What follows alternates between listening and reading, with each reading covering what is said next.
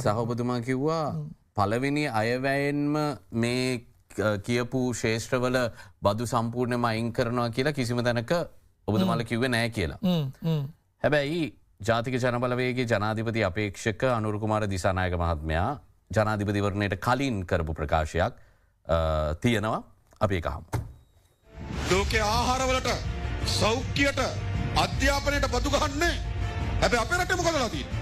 බෙහෙතට හේතට පරීක්ෂණයට ආහාර ටිකට දරුවගේ ඇක්සයිස් පොතට දරුවගේ අමතර කිවීම් පොතට දරුවගේ කවකොටු පෙට්ටියට බදු ගහනවා.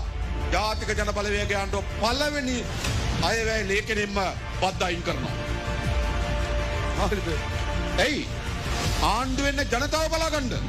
මේගොල්ලෝ එන්නේ ඒගොල්ලෝ බලාගන්න. අපි එන්නේ ජනතාව බලාගන්න. ඇමතුමා. දේශපාලන වේදිකාවක් කියලා ඇත්ත කතාව. දැන් අපි කියන්නේ දැන් ඇත්තටම අදටත්ම අපි තියෙන්නේ මේක හරියටම තේරුම් ගමු. මම කිව්වේ දැන් මේ දේශපාලන වේදිකාවනේ මේ කියන්නේ. අපි ප්‍රතිපත්ති ප්‍රකාශනයක කිසිම තැනක පළවෙනි ආවෙන් කියලා නැහැ මම කියන්නේ. මේක තේරුම් ගන්නකෝ ප්‍රශ්නයක් ඉදිරියට. ඒ කියන්නේ ප්‍රතිපත්ති ප්‍රකාශනය තියෙනවා දේශපාලන වේදිකාව බොරු කියනවා. නෑ නෑ බොරු නෙමෙයි මෙහෙමයි. What is wrong with you people?